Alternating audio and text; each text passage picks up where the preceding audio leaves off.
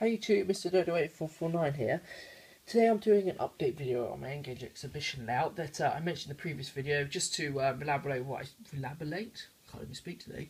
Yeah, just to repeat what I was saying. I am back for a few videos. Very briefly, to be honest, I'm back at uni in a couple of days' time. I just sat down one day and thought, it'd be nice just to stick another video on YouTube just to show you what I've been doing. It's about 9-10 months ago now. Anyway, I haven't done a huge amount, to be honest, but I've done enough, I think, to do another update just to show you what's happening to the layout. So we'll start with this end and then we'll just work across methodically like that. Make more sense probably. The main difference of this, well, the only difference at this end is that little bridge you can see there. 2 carports on either side and the loco through the middle. Obviously, it's not finished yet. I'm going to print off some stone or brick effect to stick on, put some nice, something on the top tarmac or something like that. Add a bit more detail to it, and then that will just be a nice entrance exit to the layout. Swinging around, I think we'll start off at the back actually. Not much has changed in this particular area, this is kind of as is. What I have done is the work here, which I do want to extend down to that tree at some point.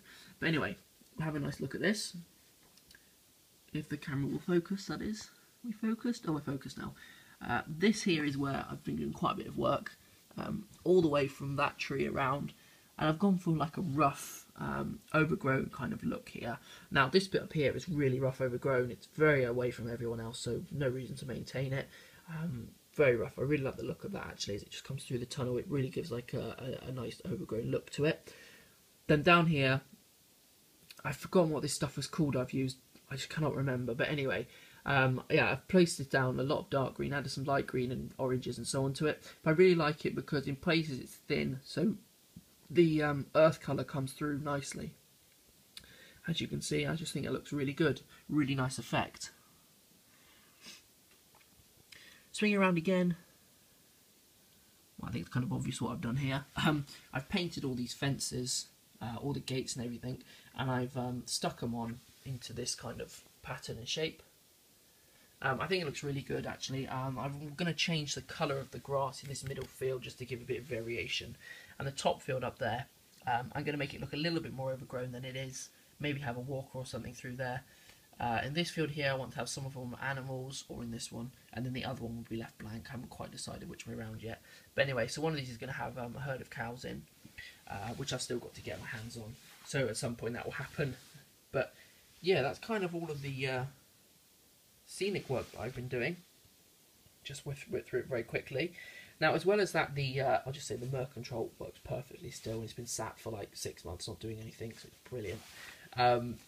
What I will say is about the electrics. I've been working quite heavily on the electrics because this is an exhibition layout. You really want it to run perfectly. So I wanted that if the wheels are clean on the locos and if the track is clean, there is no reason why this layout will not work. Which is what I've managed to achieve, I feel, and I really do think I have done that now, which I'm really happy with. All of the joints have been soldered together. All of the everything before and after points has got drop wires, off the fish plates. And the other thing I've done is, because I've got 4 tracks here, I can have 4 locos on here and only have one of them running at a time. I've done that by basically isolating sections, so I've got 4 isolation switches there, and I've got 3 spare switch holes, which I'll use at a later date for things like lights and so on. But I'll hold it up here so you can see the track plan actually, for anyone who can't remember the track plan. So you've got your main line, your passing loop, siding 1, siding 2. So the sidings, I can turn the track power on and off. I can turn the passing loop on and off between the points. And I can turn off the main loop again between the points. And it just means I can run various locos and stop locos and so on, bearing in mind this is a DC circuit, wired like a DCC, then added isolation switches so I could park locos on the layout. And that's really working really well actually. Another thing I've done for if I ever take it to a show or anything, the layout this is, I've also created this. I've got 2 of them. The length of this track here is the maximum length that a train can be and still fit onto the station section. So from that point to that point with about 1 inch clearance is the same length as that. So what I've done is I just put a piece of flexi track, cut it down to length, stuck it on a piece of wood, a nice solid piece of wood there, clip, which will clamps onto the underside of the layout, and then 2 wires here which attach directly to the bus wire. So yeah, I'm really happy with how this all works. It works well. There's also 2 mounting holes there and there, and I've got 2 mounting screws which I'll show you in a minute. This just slides in, so it's held in the same position every single time, which is really good. Tracks line up nicely, so I've got 2 of those, one on either end, which works for an end-to-end layout, perfect for exhibition purposes. But what if, like me, you kind of want to run locos when you're not exhibition? Now, as I've said, I've got rid of my double O gauge layout, but I've still got this N gauge one. So what I've done is when I brought myself 3 pieces of flexi track and created a loop, I then cut myself a custom shaped board. So you can see I've cut it around the edges all the way along and around the other side, and then those are those 2 screws I was talking about. I cut slots out so the board sits in the screws. At the moment the track is not stuck down, it's held on with just fish plates, but eventually it will be stuck down in the correct position. I'm going to be adding a point there and a point at that end to create like a passing storage loop kind of section. This will all be wired up correctly, solder all the joints and everything, drop a few bus wires and so on, so it will run perfectly as well, which should be really good.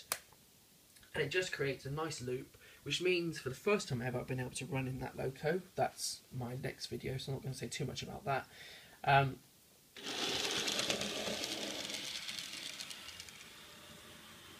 This is the absolute bulletproof. Anyone you ever get a chance to buy one of these in N-Gauge, do. It's a Mini-Trex, or Mini-Trix, N-Gauge, obviously, class 25 or 27. They come in BR blue or BR green. And believe me, they are just absolute tanks. They just work. They simply work. Somebody said to me this could be 35, 40 years old, this loco. And she just works, which I'm really happy about. So she should be coming through in a second.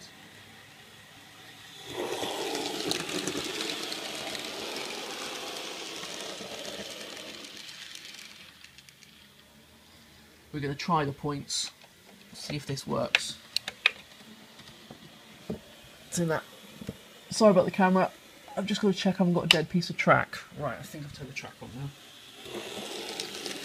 Yeah, I've turned the track on. There we go.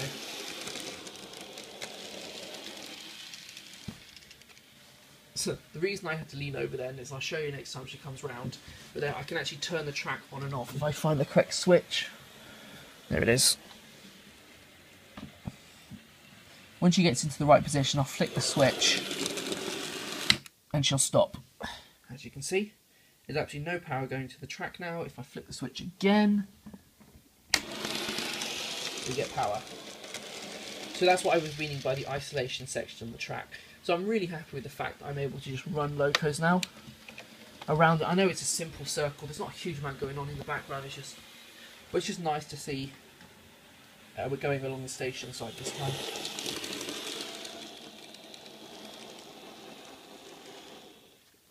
But it's just nice to be able to basically do that.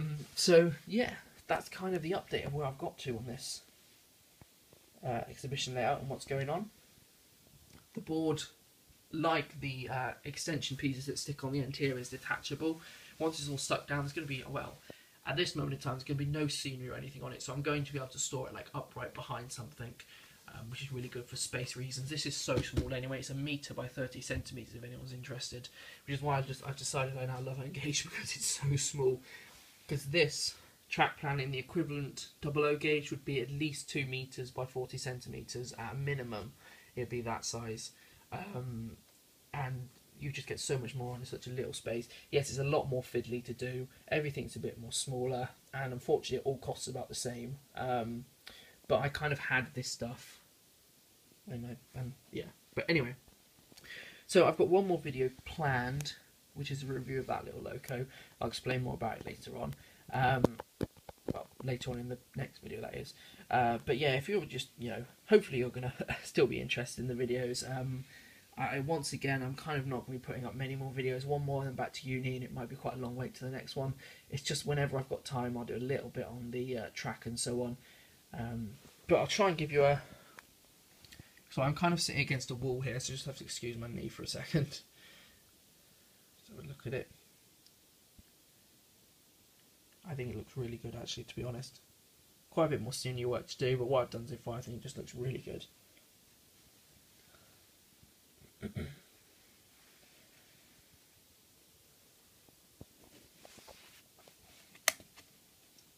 So anyway, I will hopefully see you again in the next video. There we go. I hopefully see you again in the next video. Thanks for watching. I've just forgotten what I was meant to ask at you. This section here, before I go, just very quickly, if anyone's got any advice for this particular section, maybe what might look good or whatever, if you could let me know, I'd really appreciate it. Now, I'm thinking some sort of storage yard. I don't want big buildings in the way, because I want you to be able to look through the whole layout. I'm just going to stop that loco. I want to be able to look through the entire, look anywhere and just see the entire of the track plan. So I don't really want like a big buildings and so on there. I was thinking maybe storage yard, maybe a storage shed or something like that, something little in the middle. Possibly, I was thinking maybe one of those platforms that you store animals in before they go into like cattle wagons and so on. I was possibly thinking that. Now, this is a country station, bear in mind, so I don't want like, you know, a full industrial unit. I don't want fueling depots or anything like that. I just want it to be quite simply animals, wood, crops, milk, that sort of thing.